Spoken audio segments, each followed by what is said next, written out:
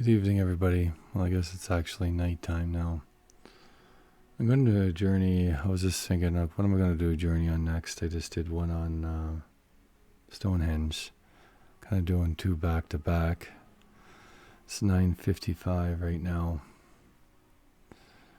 and I said I was walking by, and I said there was a tarot deck there. I said, okay, just out of curiosity, what do you want me to do a journey on? And I pull a card, Death card comes out.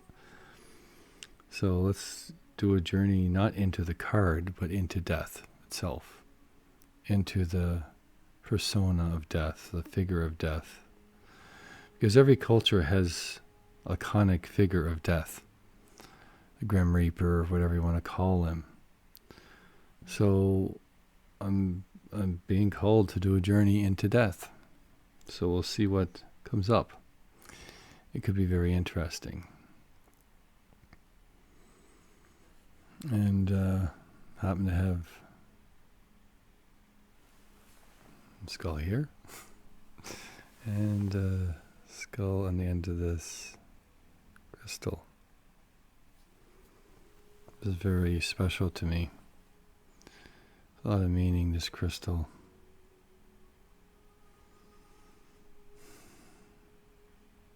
Most of the things I have around me are very meaningful.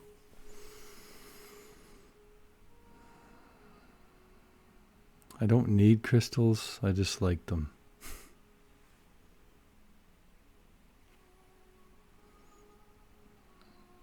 So let's go into death. I think they want me to be more specific because it's a very wide subject. The figure of death, like the Grim Reaper, that style of thing.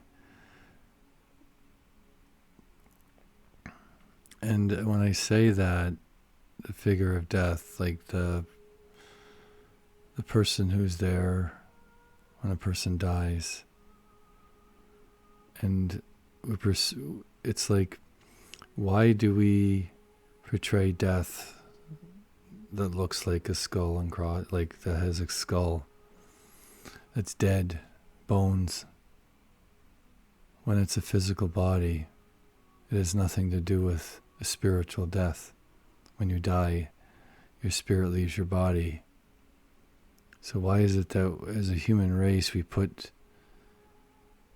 death as a skeleton when it should be an orb of light or a being of light or of darkness, depending what happens? They're showing me a figure that stands in light and dark. And there's a scale in front of him. And he weighs the hearts of everyone that dies. Literally, this is what they're showing me.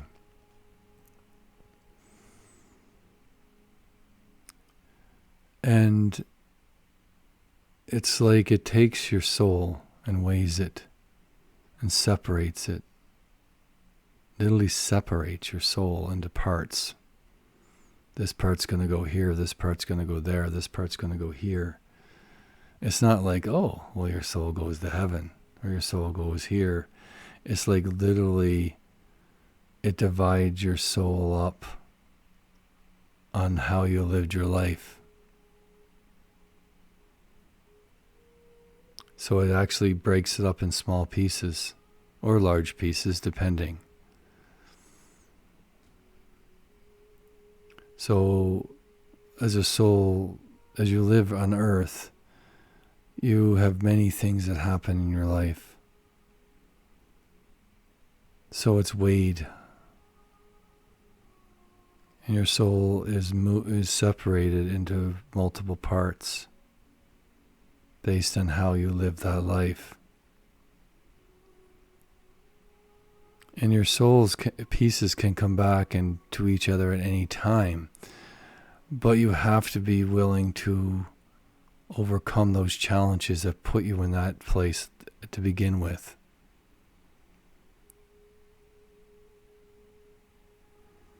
So it shows me this specific soul, and it breaks it up into and it's not just one place. It separates it all, and the soul goes poof, and goes all different places.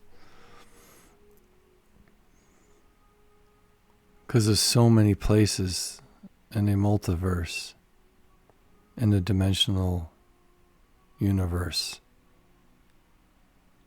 that your soul gets broken up into many, many, many parts and is scattered all over the place.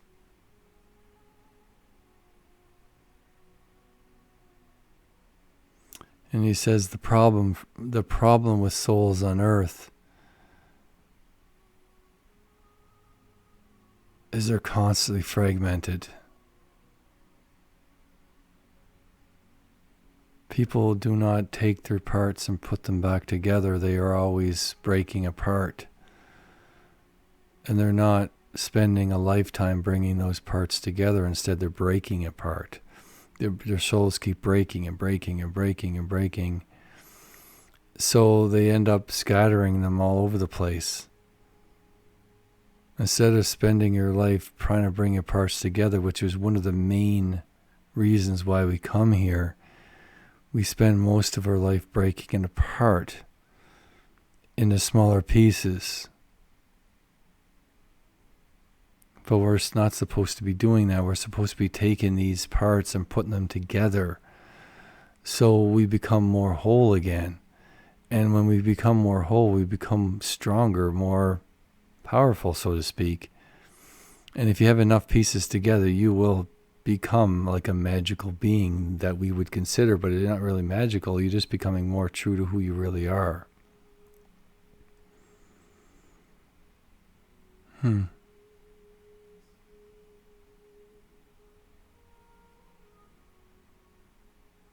So the human race has potential to be like gods on earth if they choose to go in that direction. But there's also rules. The souls that come here to help other souls find their parts. But the souls that come here, even though they work really hard on trying to keep their piece, they keep growing and expanding themselves, they're never able to go to a certain point until the human race evolves together. Because if one or like a few souls evolve too quickly, it would throw everything out of balance, so to speak. So souls that even spent their lifetime working to help other souls, they're still only limited when they come back what they can access. So as we grow after generation after generation after generation, as the human race works together to grow, as each individual person works to grow themselves or make themselves complete, bring as many parts back to themselves as possible, this continues on. It will continue to grow and grow and grow and grow and grow, and the human race will evolve into something else. Or we'll continue to separate ourselves until we forget who we are. We become less, too fragmented to remember source. So we become something like a mechanical being. I've seen this before in other videos, but I've never seen it quite in this light. It's interesting that when you actually look at different versions of souls, like for instance what we would consider death and what his role would be, it opens up another perspective on the same subject, looking at it in a slightly different way, but still have the same meaning.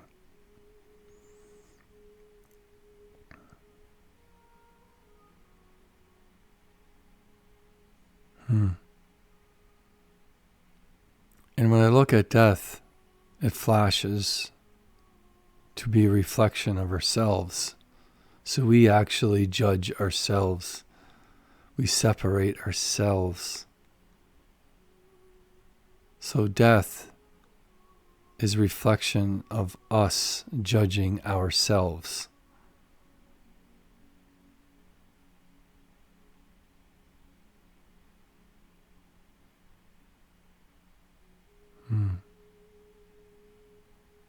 Tuso no ka nahi.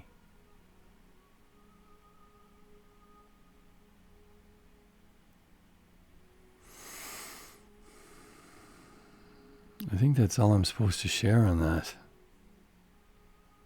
It's a very short video. Sometimes that's a good thing, though. Not too dragged out. Not too long. Thank you, everyone. Again, please comment on my videos with ideas, questions. I'm bad for answering questions because I'm pretty busy.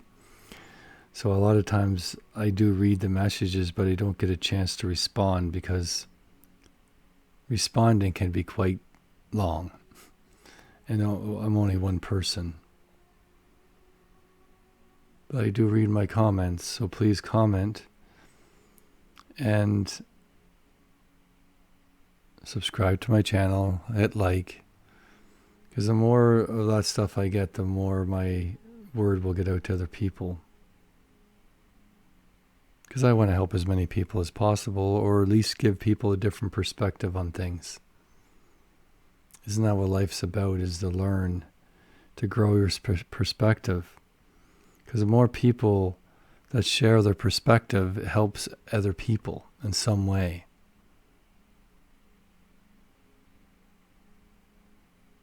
Tuso makan, TC naka. Not sure why, but I just speak light language sometimes because feels like the right thing to do at the time. The more I'm connected to spirit, the more I find I just randomly speak light language. Language of the soul.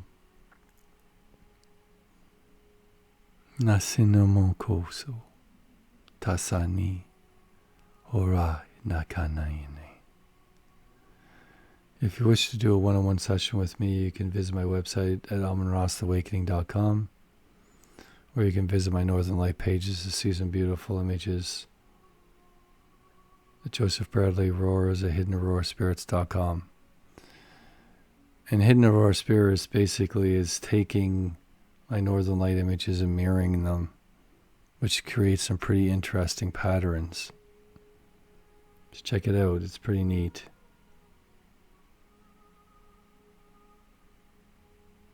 Tuso makan. Thank you, my friends. Have a wonderful evening.